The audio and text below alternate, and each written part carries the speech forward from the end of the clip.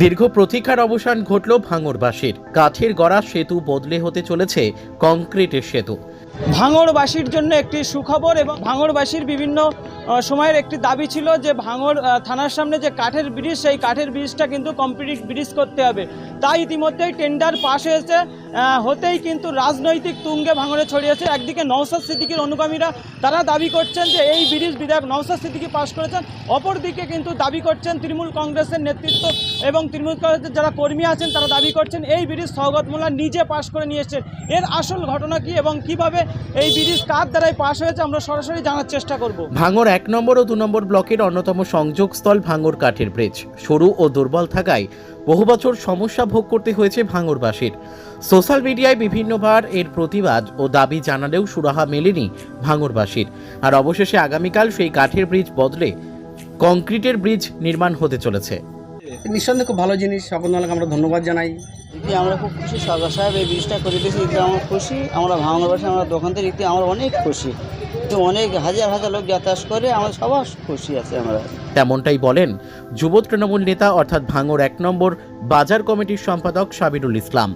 তিনি আরও বলেন, সোশ্যাল মিডিয়ায় আইএসএফ অনুগামীরা দাবি করছেন এই ব্রিজ হওয়ার পেছনে নওশাদ সিদ্দিকীর হাত আছে, কিন্তু না, এই ব্রিজের পেছনে সম্পূর্ণ হাত বিধায়ক শওকত মোল্লার। থেকে আমি পোস্ট করেছিলাম যে শওকত মোল্লাকে কৃতজ্ঞতা জানাই যে তার প্রচেষ্টায় এই ব্রিজটা হচ্ছে।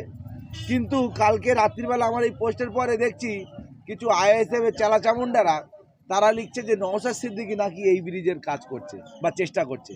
তো আমার লজ্জা হয়, ভাবতে ঘৃণা হয় যে এত বড় মিথ্যাচার, এত বড় কোনো দিন যে ভাঙড়ের একটা কাজ, একটা কুটো নেড়ে দুটো করিনি ভাঙড়ে, আজকে 4 বছর সে আজকে ব্রিজ করবে।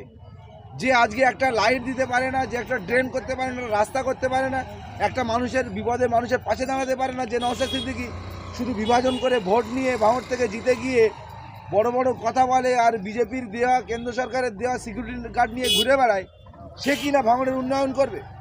যে ভাঙড়ের একটা মানুষের পাশে কোনোদিন দাঁড়াতে আমরা দেখিনি, যে নওশাদ সিদ্দিকী, সেই নওশাদ সিদ্দিকী নাকি ব্রিজের কাজ করছে। ওদের লজ্জা হওয়া উচিত।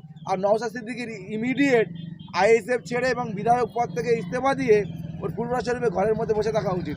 এত বড় নির্লজ্জ ফুরফুরা শরীফের পীরজাদা হিসাবে এত বড় মিথ্যাচার আমরা ভাঙড়বাসী হিসেবে সহ্য করতে পারছি না। তবে এই বিষয়ে সাধারণ মানুষের কি মতামত শোনাবো আপনাদের। এই কাঠের ব্রিজ বদলে কংক্রিটের সেতুতে পরিণত হতে চলেছে, তাহলে কি এই ফলপট্টিতে জ্যাম কমবে?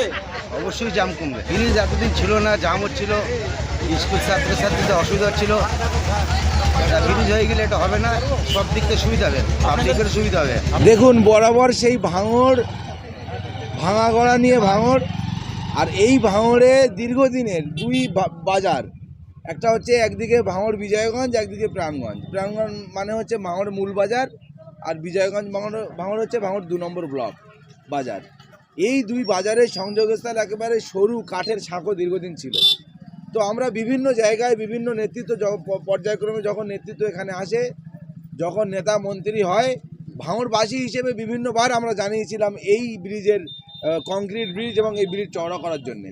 তারপরে গতকাল উনি আমাদের খুব আনন্দের সঙ্গে জানিয়েছে যে মানস ভূঁইয়া শেষ মন্ত্রী, মানস ভূঁইয়ার সঙ্গে আমাদের বৈঠক এইমাত্র শেষ হলো এবং আমরা এইমাত্র জানতে পারলাম যে এই ব্রিজটার টেন্ডার প্রসেস কমপ্লিট হয়েছে এবং ভাঙড়ে আনন্দের একটা বাতাবরণ তৈরি হয়েছে।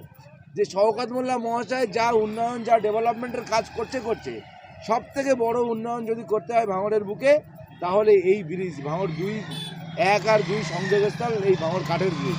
আমি ব্যক্তিগতভাবে মনে করি ভাঙড়ের মানুষ, ভাঙড় উভয় পারের মানুষ, ভাঙড় বিধানসভার মানুষ শওকত মোল্লা, অভিষেক বন্দ্যোপাধ্যায় এবং মমতা বন্দ্যোপাধ্যায়ের ওপর চিরঋণী থাকবে বলে মনে করি।